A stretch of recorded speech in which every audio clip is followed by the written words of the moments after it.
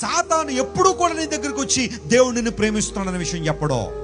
ప్రతిసారి వాడు చెప్పే మాట ఏంటో తెలుసా? దేవుడు నిన్ను ద్వేషిస్తున్నాడు, ఆయన నిన్ను శిక్షిస్తున్నాడు, ఆయన అది చేసేస్తాడు, ఇది చేసేస్తాడు అనే భయంకరమైన పదాలు నీ హృదయంలో చెప్పడం ద్వారా దేవుని ప్రేమకు నిన్ను దూరం చేయాలని ఆశపడుతున్నాడు. అయితే బైబిల్ సెలవిస్తూ ఉంది, when you think that you are loved by God, నువ్వు దేవుని చేత ప్రేమించబడ్డావని తెలుసుకున్న ఆ క్షణమే విజయం నీ పాదాక్రాంతం అవుతుంది. చప్పట్లు కొట్టి దేవుని మహిమపరచండి. హల్లెలూయా. అన్ని విషయాల్లో నువ్వేమవుతావు?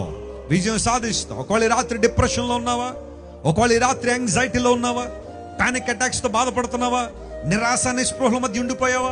ఏంటోనండి వెస్లీ గారు, జీవితం ఏం బాగాలేదండి, ముగించేసుకుంటే బాగుంటుంది, ఎలా చచ్చిపోవాలని ఆలోచన చేస్తున్నాను, నా జీవితం అంతా ఫెయిల్యూరే, నేనంతా ఓడిపోయిన వ్యక్తినే, వైషమ్యము వైఫల్యము నా జీవితాన్ని కమ్మేసింది, కారు మేఘాల వలె కష్టాలు నన్ను కమ్మేశాయి, నష్టాలు ఊబులో నేను దిగిపోయాను, నాకంటూ నిరీక్షణ లేదు, నాకంటూ విశ్వాసం లేదు, నేను బ్రతకాలనే ఆశ నాకు లేదు అనే నిరాశలోనే ఉంటే ఈ రాత్రి దేవుడు నీతోనే మాట్లాడుతున్నాడు.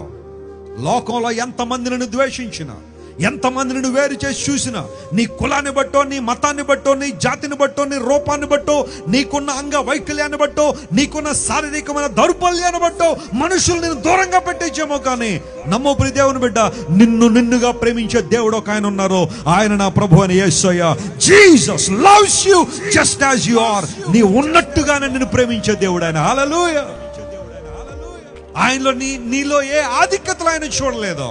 He loves you just as you are. నువ్వు ఉన్నట్టుగానే నిన్ను ప్రేమించే దేవుడు ఆయన, నిన్ను నిలబెట్టే దేవుడు ఆయన, నిన్ను బలపరిచే దేవుడు ఆయన. హల్లెలూయా. ఆ ప్రేమగా నీ జీవితాన్ని కనెక్ట్ చేస్తావా? Can you connect your life to that love which is ever lasting, which is unconditional, which is never fails. ఏనాడు ఓడిపోని ప్రేమ, ఏనాడు విఫలం కాని ప్రేమ, ఏనాడు కూడా నిలిచి ఉండే ప్రేమ దేవుని ప్రేమ. అలాంటి ప్రేమకు నీ జీవితాన్ని కనెక్ట్ చేస్తావా?